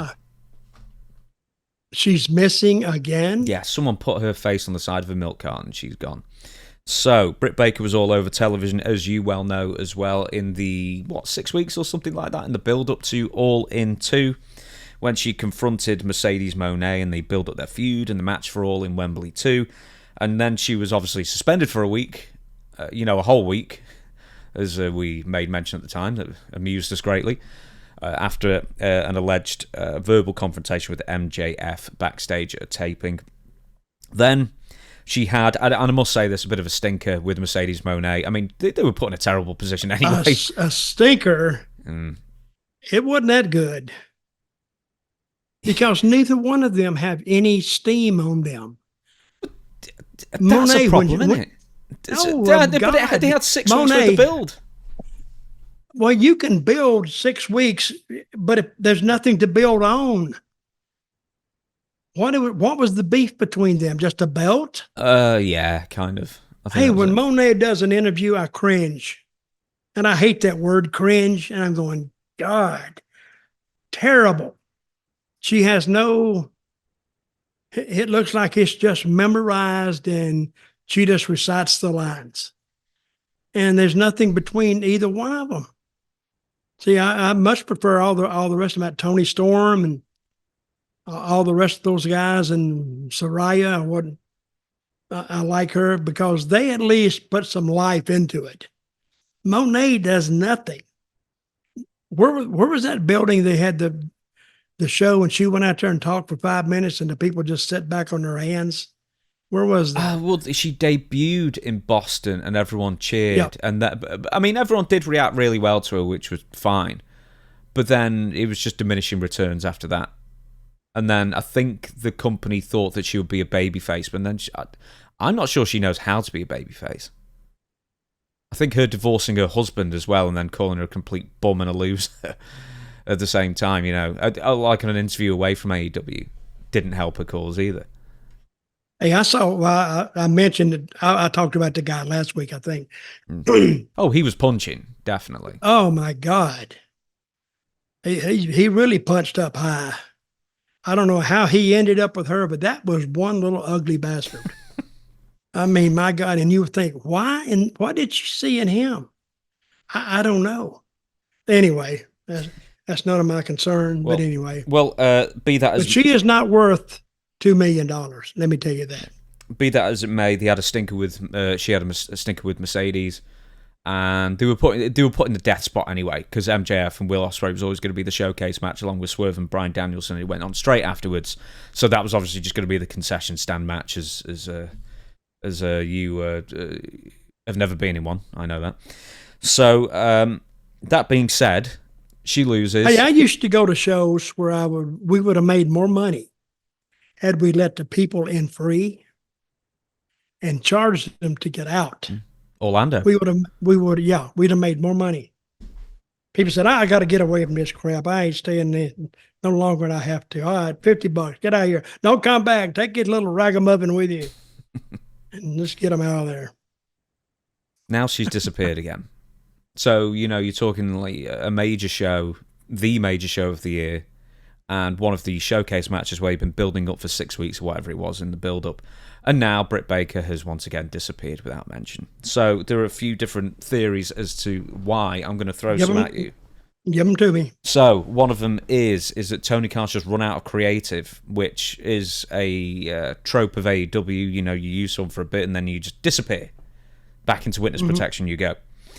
There's another one that she's injured again, because AEW doesn't usually admit if a wrestler is injured or concussed or whatever. And also keep in mind that Britt has suffered a stroke a few years ago as well. So, it could be an injury. I didn't know that. You did. We talked about it a few weeks ago. She had a mini stroke in the hairdresser's table. Listen, the chair. Just because we talked about it doesn't mean I remember it. You talk about concussed and brain injuries. I know what you're talking about there. But if we can forgive Chris Benoit, we can forgive you. Yeah, well.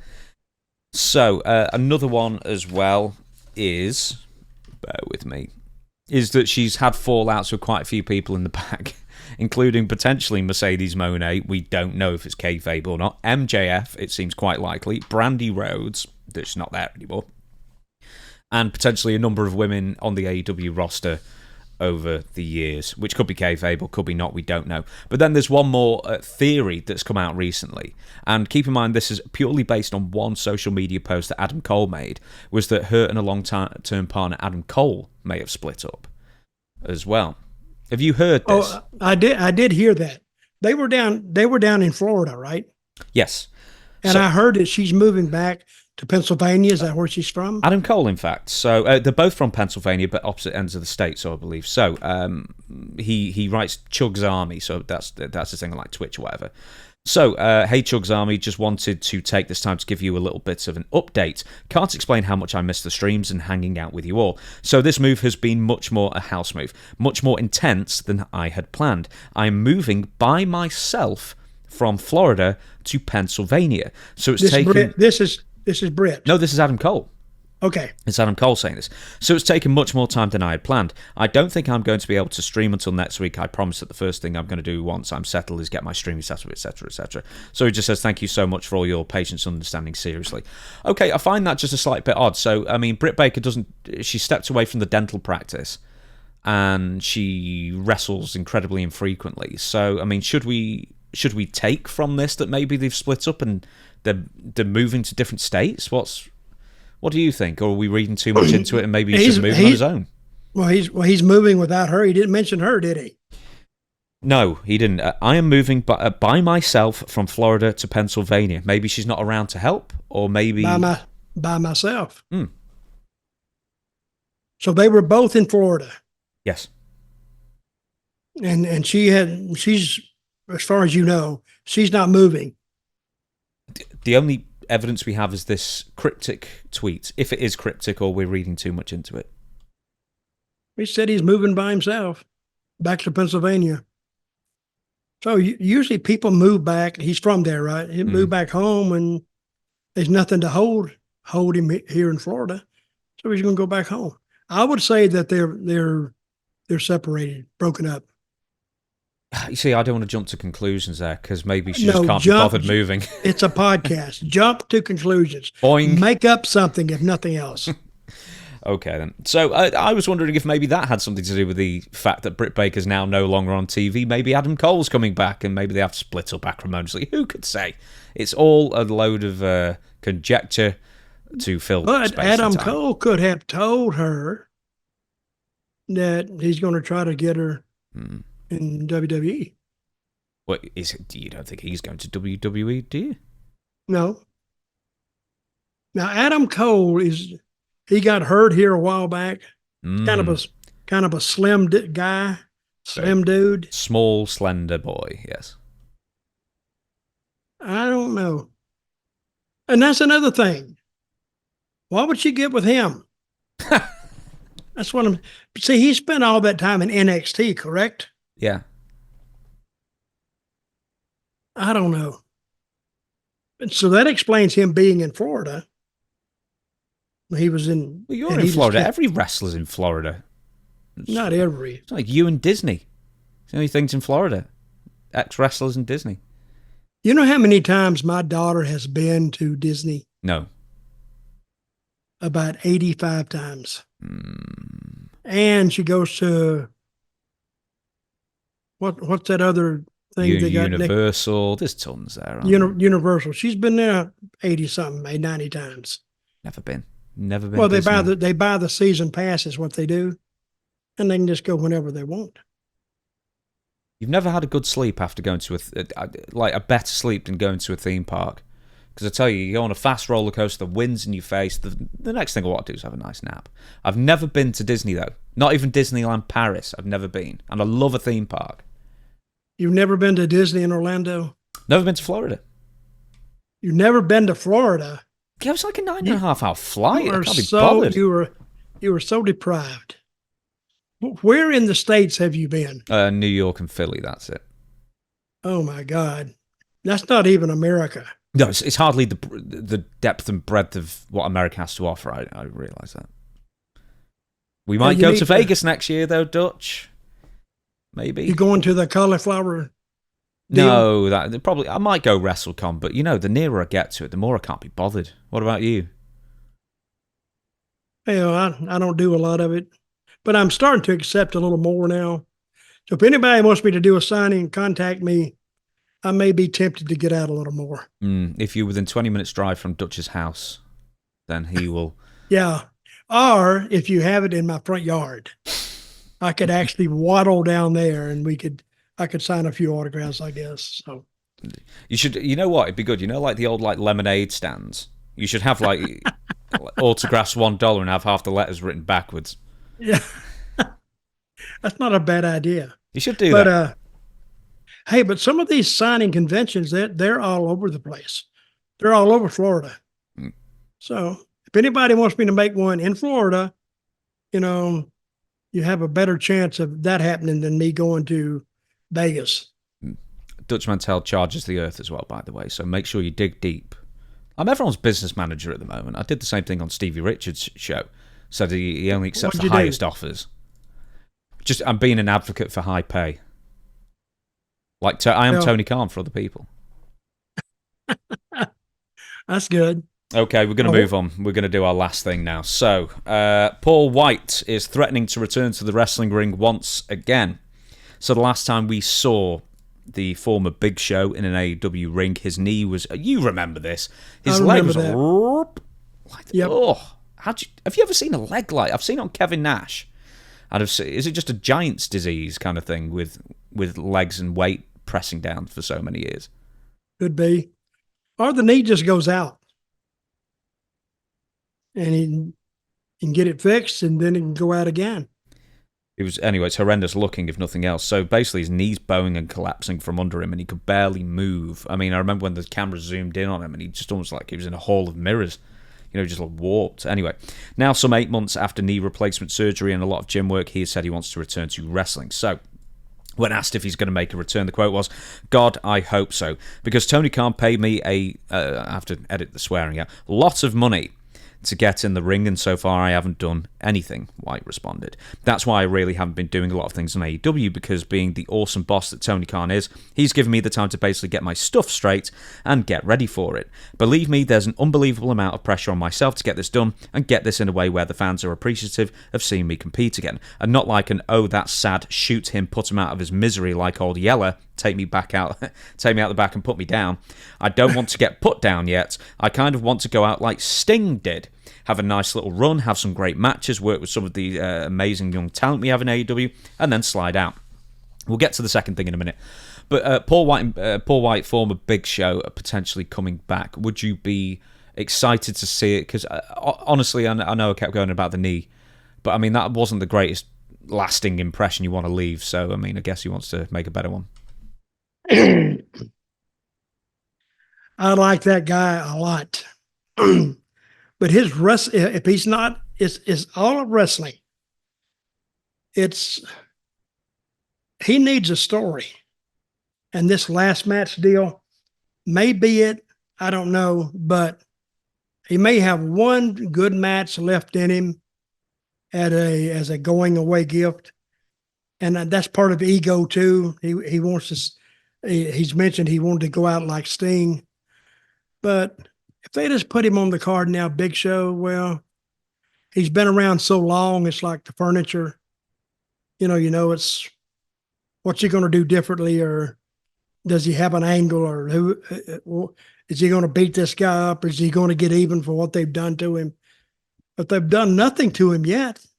So I hope he gets what he wants. And he said that Tony has been very good to him and give him time to get his stuff together.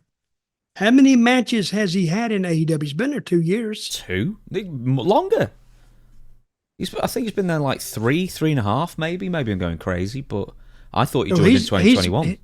He's been paid for, say, 2 or 3 years and basically done nothing. How many matches has he had? Any? I'm going to find that out for you. I'm just looking on Big Show's incredibly long Wikipedia page to tell you when he joined All Elite Wrestling. February 24th, 2021. He's been signed for 3.5 years. Well, again, unless they do something to him, and I don't know what it takes for Tony to understand that this is a soap opera.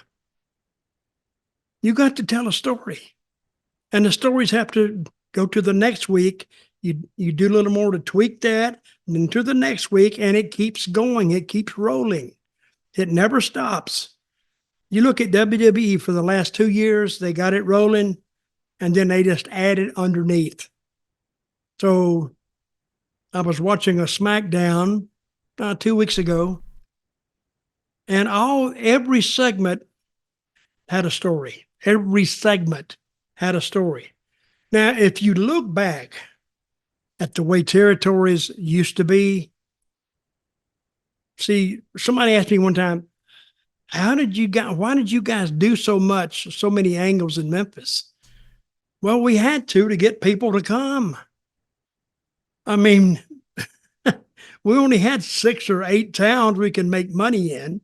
So unless you intrigued those people in those towns, you didn't make any money. So, but here they got all these multi-million and billion-dollar outfits and paying these guys all this money, but yet they don't understand the basic tenet of how to make wrestling draw, and that's to tell the story. I don't know. Tony might be good at spending money, but I don't think he's good at damn booking TV. Tell me about Big Show. How many matches do you think he's had for AEW in 3.5 years? I'd say 10. 7. Well, close. And one of them was on Jericho's boat, so that doesn't even count as an AEW show. So 6, really, for strict AEW shows. Wait a minute. What else did he do? Nothing.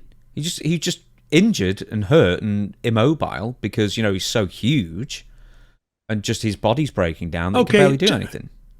What, I've met Tony. Tony's was very, very nice to me, and I like him. But what did he see that Show could actually justify $1 million or whatever he paid him? He's an ex-WWE guy. I think he was hired around the same time as Mark Henry, and they barely did anything with Mark Henry. They had him on Collision briefly, doing the Let's Get It On, or his version of it, and did bits and bats. Just, I don't know, mentoring young guys for a very, very high fee, and then his contract ran out and he elected not to re-sign and see you later. So, Mark Henry didn't sign a new contract. No, he's left now. He left. I understand that. But he left on his own, or did Tony finish him up? No, he left on his own. The contract ran out. What's he doing now? Nothing? I don't know. He's not with a major wrestling company. I know that. So, I want to get to something else. A couple of more things about Big Show, Paul Wight, and then we'll end this show. Paul Wight also wants to bring back, and I don't know if you ever saw The Waterboy with Adam Sandler. I never saw that movie. Okay, well, it's an Adam Sandler movie. But I read about this. He was something like that in WWE, right? No, this was right. No? This was like a 1-minute character at the beginning of The Waterboy, where Paul Wight, this is when he was still with WCW, and he's Captain Insano. He's wearing like a leotard with like the United States flag kind of thing. Anyway, so Paul Wight wants to bring the Captain Insano character back. He very briefly portrayed a 1-minute thing, anyway, to AEW. So the quote is, Captain Insano was a pretty cool gift. Tony Khan worked it out, got the intellectual property rights for me. So we've been waiting to pull the trigger on that, Wight said. Just to be honest, a lot of it's been my fault having surgeries and stuff like that, so it's about me getting into the gym, training, getting ready to where I'm feeling comfortable. Because it's basically a one-shot run. You know, I can't pull the trigger on this half-assed and go out and fail. When I pull the trigger on Captain Insano, it's got to be 100% run until the wheels fall. Here's the thing. It was like a 1-minute comedy joke thing at the beginning of a film from 97 or 98, whenever it came out. And I don't know why he's really desperate to bring it back 26 years later like it's a massive deal. Well, I have nothing to say to that. I never even heard anything about it. Google it. I'll go and check it's on it out YouTube. now. The entirety of it is on YouTube. We'll leave that there. Okay, I'm going to ask you one more thing. And actually, Stevie Richards brought this up on our show that'll be on the same day as this one. Has any major name wrestler in the modern era been done as dirty as Big Show Paul Wight, the Giant? Because, man, I just think he was really good in WCW. They could have used him better. And then he goes over to the WWF, and they seem to give up on him in 2 weeks. He should have been Andre the Giant Part 2. He was far more talented than Andre. He was maybe even bigger. He could have been the special attraction to rival Andre for the new millennium. And they just did him dirty with that booking for years. Okay, his machinery that he had around him, he just had one company. Andre had all the companies. This was back in the territorial days, and he could go in there and make a big splash for 2 weeks, and he could hit all the big towns.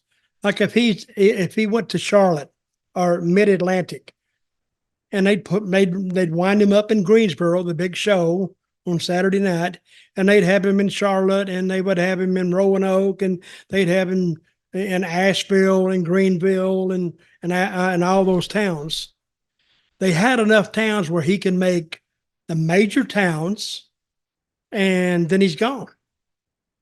But if they did that in WWE, yeah, he'd make Philadelphia and the Garden in Boston and Pittsburgh and Philadelphia and Baltimore.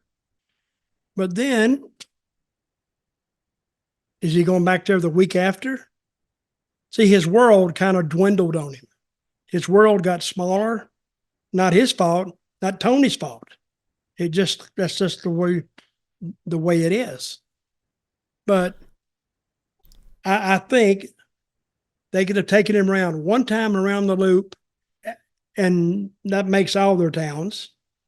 And the second time around, he was done. He was finished, I think. Because, I mean, Big Show was on WWF TV for 2 weeks and Steve Austin beat him clean. It just seems... well, that's I don't see that. Yeah, it was just ridiculous. Anyway, I mean, to tell me that they didn't have somebody else for Steve Austin to beat. I know they were building him. I got that. But it's almost like, how'd he beat him? I can't remember if it was like a Luther's press or whatever, but he pinned him. Clean? I think it was clean. I mean, this is 99. I can't remember. Whether it was clean or not, he still pinned the Giant in 2 weeks flat. You know, he debuted like an idiot, and he did interference, and it backfired, and Steve Austin won. Anyway, the point is that there's one thing to be overexposed.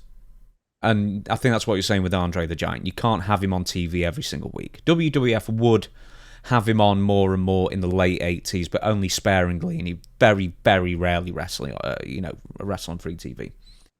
But with Big Show, not only did they have him on free TV every single week, wrestling and being overexposed and just for decades, but then, there's also turning heel and babyface 40 times in his career, dressing him up like Baby New Year's, putting him in silly skits every single week. I mean, they just seem to... I don't know why they seem to go out their way to make him as unspecial as possible, and he deserves so much more.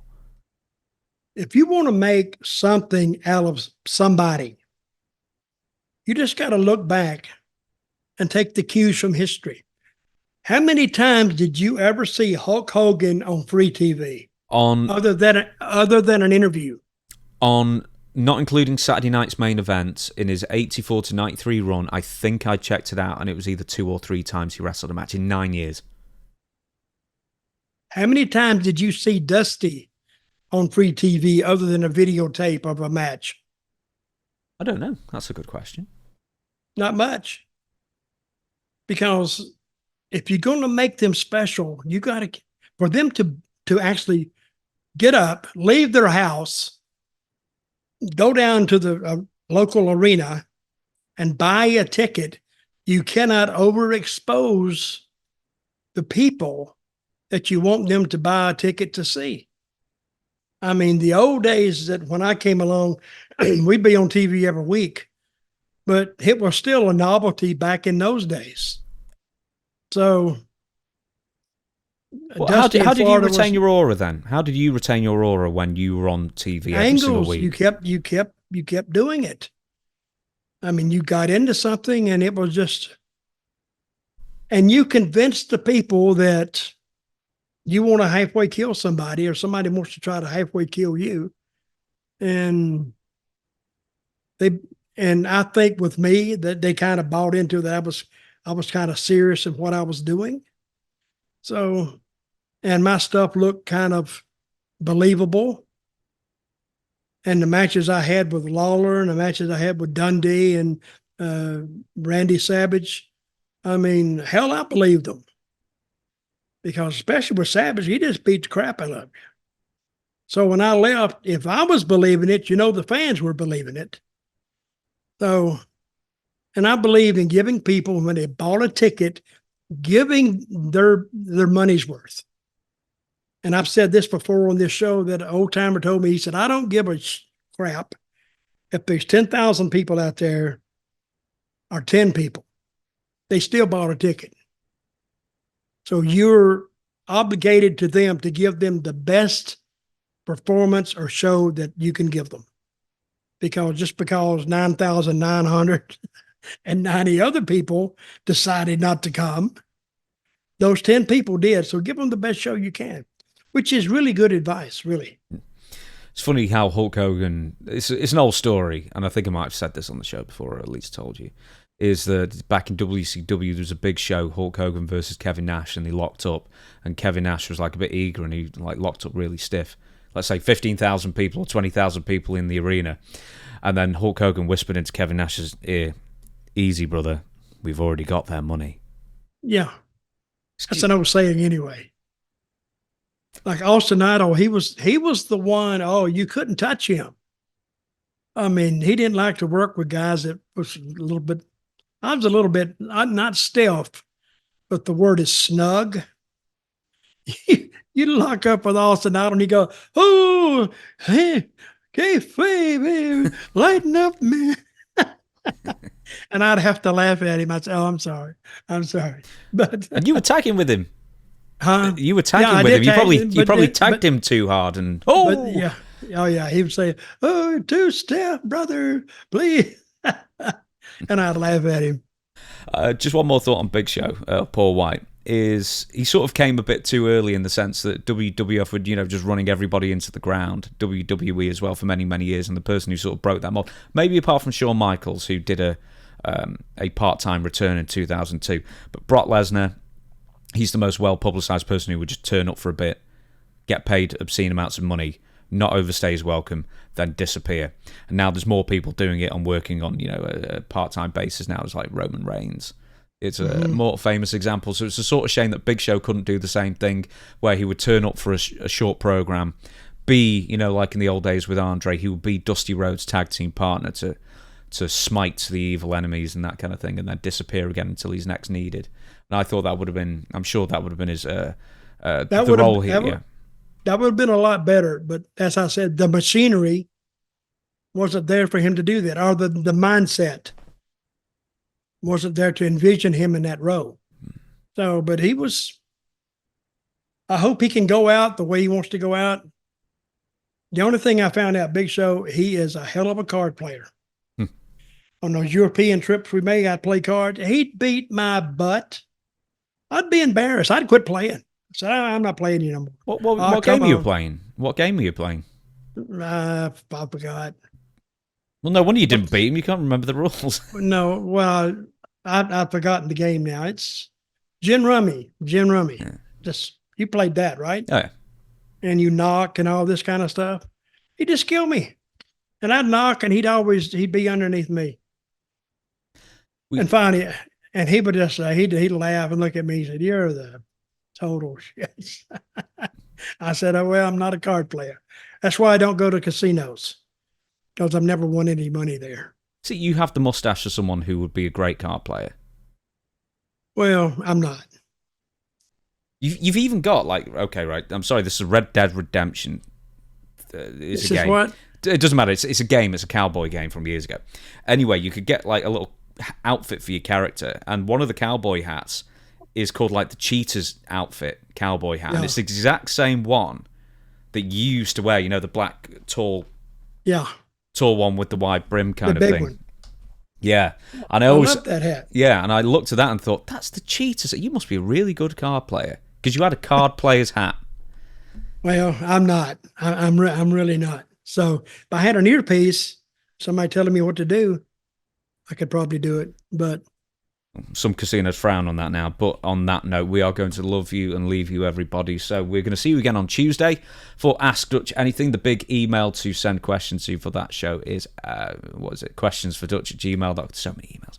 Questionsfordutch@gmail.com. We did all the plugs at the beginning of the show. So all that is left to say is we'll see you on Tuesday for Ask Dutch Anything. And Dutch, we the people. We the people. See you Tuesday.